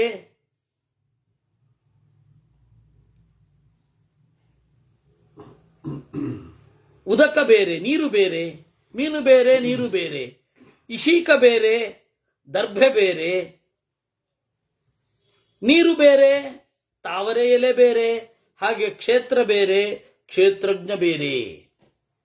ಸ್ಪಷ್ಟವಾಗಿ ಭೇದೋಪದೇಶಾತ್ ಅಂತ ಬ್ರಹ್ಮಸೂತ್ರ ಎಲ್ಲ ಕಡೆ ಭೇದವನ್ನೇ ಹೇಳ್ತಾ ಇದ್ದಾರೆ. ಸ್ಪಷ್ಟವಾಗಿ ಭೇದವ್ಯಪದೇಶಾತ್ ಅಂತವು ಪದೇ ಪದೇ ಬರುತ್ತೆ. ಆಯ್ತೆ. ಯದಪ್ಯುಕ್ತಂ ಕಿಂ ವಿಯೋಗಾವಿಯೋಗಮಿತಿ. ಸರಿ, ಬಿಡೋದೇನು ಬಿಡದೇ ಇರೋದೇನು ಅದನ್ನು ಹೇಳಿ ಅಂದಿದ್ದ ಆಸುರಿ. ಆಗ ಕಪಿಲ ಹೇಳ್ತಾನೆ, ಅವಿಯೋಗೋ ನಾಮ ಆಸುರೆ. ಬಿಡದೇ ಇರೋದು ಯಾವುದು ಗೊತ್ತಾ? ವಿಷಯ ಪದಾರ್ಥ ಮತ್ತೆ ಮನಸ್ಸು. ಬಿಡೋದು ಯಾವುದು ಗೊತ್ತಾ? ಎಲ್ಲವನ್ನ ತೊರೆದು ಜೊತೆಗೇ ಇದ್ದರೂ ಬೇರೆ ಇರುವ ಪುರುಷ. ಈ ತಿಳಿದವನು ವಿಯೋಗಿ ಆಗ್ತಾನೆ.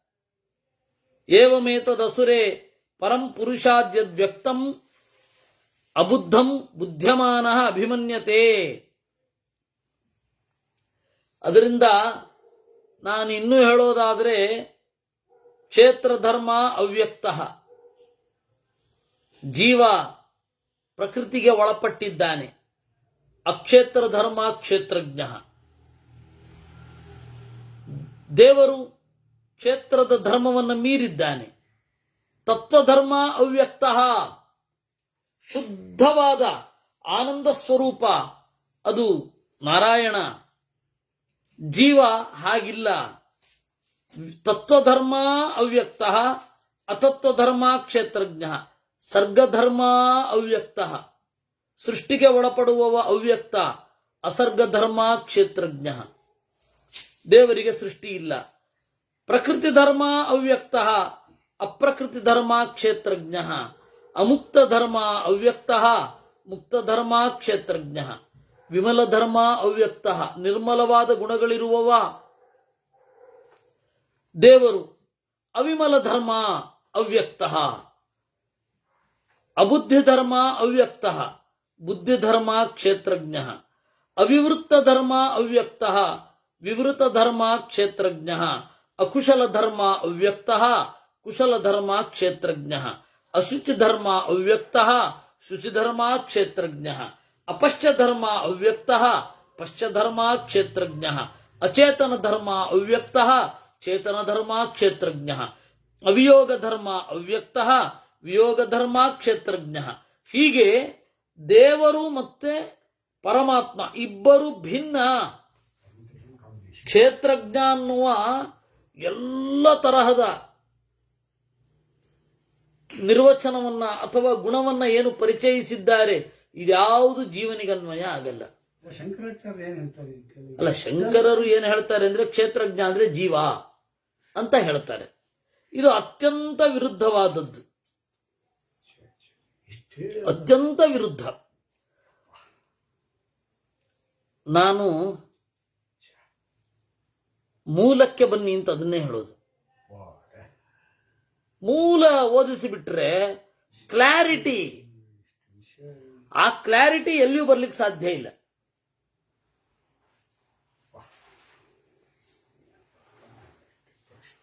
ಅವ್ರು ಏನ್ ಹೇಳ್ತಾರೆ, ಇವ್ರೇನ್ ಹೇಳ್ತಾ ಇದ್ದಾರೆ. ಅದಕ್ಕೆ ಮಹಾಭಾರತ ಒಮ್ಮೆ ನೀವು ಓದಿದ್ರೆ, ಮಹಾಭಾರತಕ್ಕೆ ಅನುಗುಣವಾಗಿ ಗೀತೆಯ ಅರ್ಥ ಇದೆಯೋ ಇಲ್ವೋ ಅಂತ ನೀವು ಭಾಷ್ಯವನ್ನ ಟೆಸ್ಟ್ ಮಾಡಬಹುದು. ಭಾಗವತ ಓದಿದರೆ ನಾವು ನೋಡಬಹುದು ಇದೆಲ್ಲ. ಆಮೇಲೆ ಬ್ರಹ್ಮಸೂತ್ರ, ಯಾಕೆಂದ್ರೆ ಇದರೆಲ್ಲದರ ವಾಕ್ಯ ಜಾತಸ್ಯ ಸರ್ವಸ್ಯ ಯತ್ಪ್ರಮಾಣಶ್ಚ ನಿರ್ಣಯ ಅಂತ. ಹೀಗಾಗಿ ನೋಡ್ತಾ ಇರಬೇಕು. ಒಂದು ಗುಕ್ಕಿಗೆ ಅರ್ಥ ಆಗೋದು ಕಷ್ಟ ಇದೆ. ಬ್ರಹ್ಮಾಪಿತನ್ನ ಜಾನಾತಿ ಅಲ್ವೇ? ಯಥಾ ಎಷ್ಟೋ ನಾವು ಪ್ರಯತ್ನ ಪಡೋದು ಅಷ್ಟೆ. ಕಿಂಚ ಭೂಯೋ ದ್ರಷ್ಟಾಕ್ಷೇತ್ರಜ್ಞ ದ್ರಷ್ಟವ್ಯಂ ಅವ್ಯಕ್ತಂ. ಕಾಣುವವನು ಕ್ಷೇತ್ರಜ್ಞ, ಕಾಣಬೇಕಾದದ್ದು ಪ್ರಕೃತಿ. ಕೇಳುವವನು ಕ್ಷೇತ್ರಜ್ಞ, ಕೇಳಬೇಕಾದದ್ದು ಪ್ರಕೃತಿಯನ್ನ. ತಿಳಿಯುವವನು ಕ್ಷೇತ್ರಜ್ಞ, ತಿಳಿಯಬೇಕಾದದ್ದು ಅವ್ಯಕ್ತ. ತಿಳಿಯುವವನು ಕ್ಷೇತ್ರಜ್ಞ, ತಿಳಿಯಬೇಕಾದದ್ದು ಅಂದ್ರೆ ಇದನ್ನು ತಿಳಿಬೇಕು ಅಂತ. ಏವಮೇವ ಆತುರೇ ಅನ್ಯ ದ್ರಷ್ಟವ್ಯಂ ಅನ್ಯ ಪುರುಷ ಪಂಚವಿಂಶತಿ ತತ್ವಮನ್ಯತ್ ಅನ್ಯ ಅಸ್ಮಾತ್ ಕ್ಷೇತ್ರಜ್ಞ ಇತಿ. ಅದರಿಂದಾಗಿ ಎಲ್ಲ ಬೇರೆ ಬೇರೆ ಬೇರೆ ಬೇರೆ ಆಯ್ತಾ. ಅದಕ್ಕೆ ಮಹಾಭಾರತ ಮುಟ್ಲಿಕ್ಕೆ ಹೋಗಿಲ್ಲ. ಶಂಕರರಾಗಲಿ ರಾಮಾನುಜರಾಗಲಿ ಮಹಾಭಾರತದ ಪ್ರಕಾರ ನಾವು ಅರ್ಥವನ್ನ ಹೇಳ್ತೇವೆ ಅಂತ ಅವ್ರು ಹೇಳಲೇ ಇಲ್ಲ. ಅವ್ರು ಹೇಳದೇ ಇರೋದನ್ನ ನಾವು ಹೆಂಗೆ ಅನ್ಕೊಳ್ಳೋದು? ಹೇಳಿದಾರ ಅವರು? ಅಷ್ಟೇ ಅಲ್ಲ, ನಾನು ಗೀತೆಗೆ ಅರ್ಥ ಬರಿತಾ ಇದ್ದೀನಿ ಅಂತ ಕೂಡ ಹೇಳಲಿಲ್ಲ. ಮಧ್ವರೊಬ್ಬರೇ ಹೇಳಿದ್ದು, ಗೀತಾರ್ಥಂ ವಕ್ಷ್ಯಾಮಿ ಲೇಷತಃ, ನಾನು ಗೀತೆಯ ಅರ್ಥವನ್ನೇ ಹೇಳ್ತೇನೆ. ಉಳಿದವ್ರು ಗೀತೆಯ ಅರ್ಥ ಹೇಳ್ತಾ ಇದ್ದೀನಿ ಅಂತಾನೆ ಹೇಳಲಿಲ್ಲ. ನೀವೇ ಹೆಂಗ ಅನ್ಕೋತೀರ ಅವ್ರು ಗೀತೆ ಅರ್ಥ ಹೇಳ್ತಾ ಇದ್ದಾರೆ ಅಂತ? ಯೋಚನೆ ಮಾಡಬೇಕಾದ ವಿಚಾರ. ಅಂದ್ರೆ ಇದಕ್ಕೆಲ್ಲ ನಾವು ಈ ಹೆಂಗೆಂಗೋ ತೀರ್ಮಾನ ಮಾಡೋದಲ್ಲ, ಎದುರುಗಡೆ ಕೂತ್ಕೋಬೇಕು. ಈ ಸೋಷಿಯಲ್ ಮೀಡಿಯಾದಲ್ಲಿ ಮಾತಾಡಿದ ಹಾಗಲ್ಲ ಇದು. ಎದುರುಗಡೆ ಕೂತ್ಕೊಂಡು ಇದ್ರ ಮುಂದೆ ತೆರೆದುಕೊಳ್ಳಬೇಕು, ಇನ್ಯಾವುದೂ ಅಲ್ಲ. ಅದಕ್ಕೆ ಬನ್ನಿ ಅಂತ ನಾನು ಎಲ್ಲರನ್ನು ಆಹ್ವಾನ ಮಾಡುತ್ತೇನೆ. ಕಾರಣ ಏನು ಅಂದ್ರೆ ಇಷ್ಟೇ, ಇದರಲ್ಲಿ ನೋಡಿದ್ರೆ ಗೊತ್ತಾಗ್ಬಿಡುತ್ತೆ. ಹೀಗೆ ಇರೋದು. ಇನ್ನು ಇವತ್ತು ವೃಂದಾವನಾಚಾರ್ಯರು ಅಂತನ್ನುವ ಮಹನೀಯರ ಒಂದು ಪುಣ್ಯ ದಿನ, ಅದನ್ನು ನೆನಪಿಸ್ಕೊಳ್ಬೇಕು ಅಂತ ಭೂಷಣ ಕಾವಿ ಮತ್ತೆ ಇನ್ನೊಬ್ಬ ಹುಡುಗ ಅವನು ಇದ್ದಾನೆ. ಯಾರು ಅವನ ಹೆಸರು? ಇದು ಮಂಜುನಾಥ ಒಬ್ಬ.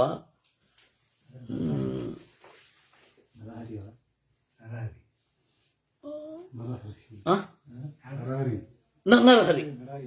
ಈ 3 ಜನರ ಅಪೇಕ್ಷೆ ದೊಡ್ಡವರ ಚಿಂತನೆ ಆಗಲಿ ಅಂತ ವೃಂದಾವನಾಚಾರ್ಯರು ಅವರಿಗೆ ಅವರ ಹೆಸರು ವಿಶ್ವಪ್ರಿಯ ತೀರ್ಥರು ಅಂತ. ಅವರ ಹೆಸರು ವಿಶ್ವಪ್ರಿಯ ತೀರ್ಥರು. ಅವ್ರು ಯಾಕೆ ವೃಂದಾವನಾಚಾರ್ಯರು ಅಂದ್ರೆ, ಗ್ರಂಥ ಇಟ್ಟುಕೊಂಡು ವಾದಿರಾಜರ ವೃಂದಾವನ ಮುಂದೆ ಕೂತ್ಕೊಂಡು ಗ್ರಂಥವನ್ನು ಓದ್ತಾ ಹೋಗಿದ್ದು ಯಾವ ಗುರುಗಳು ಅಲ್ಲ. ಹೀಗಾಗಿ ವೃಂದಾವನವೇ ಅವರ ಆಚಾರ್ಯ. ಹೀಗಾಗಿ ವೃಂದಾವನಾಚಾರ್ಯ ಅಂತ. ಬಹಳ ಅವಧೂತ ಸನ್ಯಾಸಿಗಳು. ಸನ್ಯಾಸಿಗಳಿಗೆ ಮಾತ್ರ ಅವಧೂತತ್ವ ಇರುವುದು, ಬೇರೆ ಯಾರಿಗೂ ಅವಧೂತತ್ವ ಇಲ್ಲ. ಯಾಕೆಂದ್ರೆ ನಾವು ಗೃಹಸ್ಥರಾಗಿದ್ದವರು ಜಗತ್ತಿನ ರೀತಿ ನೀತಿ ನಿಯಮಗಳನ್ನು ಮೀರಿ ನಾನು ನಡಿತೀನಿ ಅಂತಂದ್ರೆ ಆಗಲ್ಲ. ಅದು ಸನ್ಯಾಸಿಗಳು ಮಾತ್ರ ಅವಧೂತರಾಗಲಿಕ್ಕಾಗೋದು.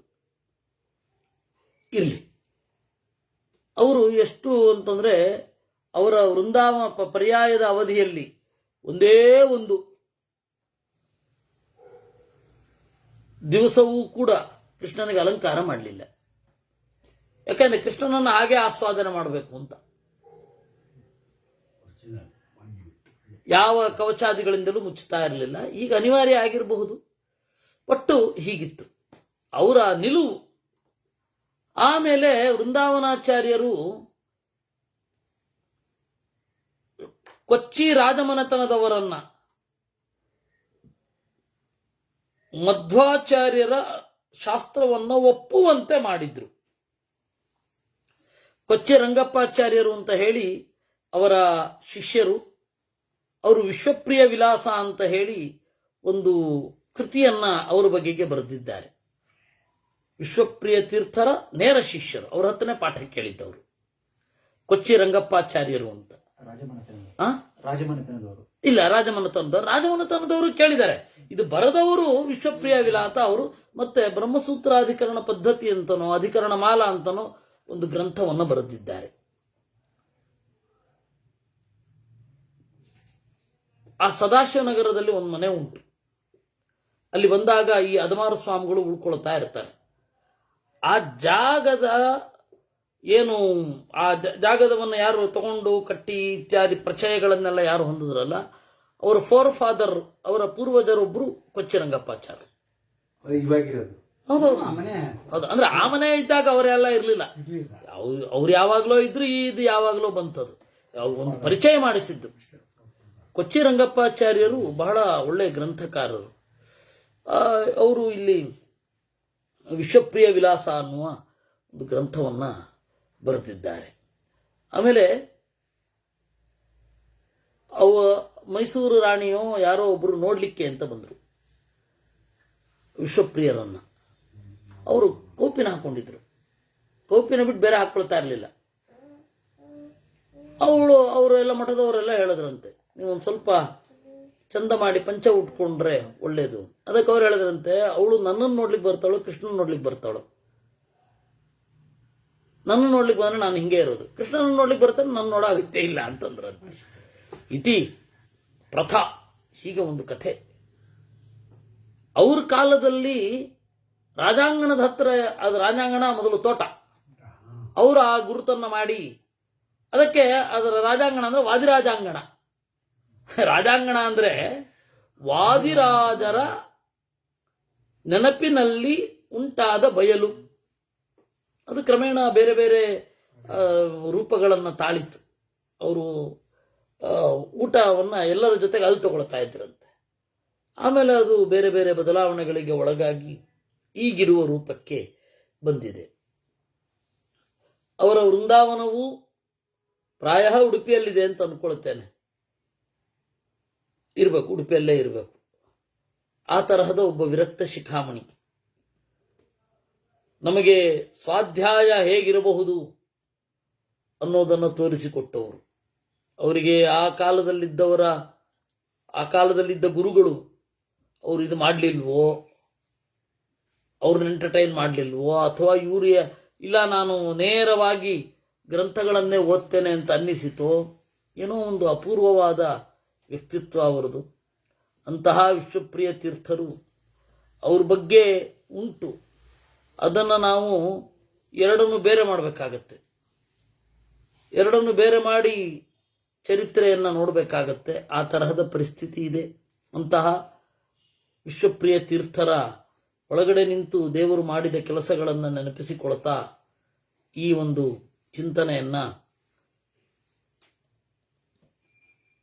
ದೇವರಲ್ಲಿ ಸಮರ್ಪಣೆ ಮಾಡ್ತಾ ಇವತ್ತು ಮಹಾಭಾರತದ ಈ ಭಾಗ ಆಯ್ತಾ. ಇನ್ನು ದೇವರ ಬಗ್ಗೆ ಇನ್ನೂ ಇದೆ. ಮೋಕ್ಷದ ಬಗ್ಗೆ ಇದೆ. ವಿಶೇಷತಃ ಸನ್ಯಾಸದ ಬಗ್ಗೆ ಹೇಳುತ್ತಾರೆ. ಬಹಳ ವಿಚಿತ್ರವಾದ ಸಂಗತಿಗಳು ಇನ್ನು ಮುಂದೆಯೂ ಬರುತ್ತೆ. ಮಾನಸ ಗುಣ ಯಾವುದು, ಪ್ರಾಣಾಯಾಮ ಇತ್ಯಾದಿಗಳ ಬಗ್ಗೆ ವಿಚಿತ್ರವಾದ ಸಂಗತಿಗಳು ಬರುತ್ತೆ. ಅದನ್ನು ನಾವು ಸೋಮವಾರ ನೋಡುತ್ತೇವೆ. ನಾಳೆ ಪ್ರತಿಪತ್ತಾದ್ದರಿಂದಾಗಿ ಅನಧ್ಯಾಯ. ಮೊನ್ನೆ ತಗೊಂಡಿದ್ರಲ್ಲ ಅಂತಂದ್ರೆ ಮೊನ್ನೆ ಬೇರೆ, ಇವತ್ತು ಬೇರೆ. ಅದರಿಂದಾಗಿ ವೇದವ್ಯಾಸರಲ್ಲಿ ರಜೆಗೆ ಅಪ್ಲಿಕೇಶನ್ ಹಾಕಲಾಗಿದೆ. ಮತ್ತೆ ಶನಿವಾರ ರಾಮಾಯಣ ಉತ್ತರಕಾಂಡ ಶುರು ಆಗುತ್ತೆ. ಶನಿವಾರ ಭಾನುವಾರ. ಕೃಷ್ಣಾರ್ಪಣಮಸ್ತು.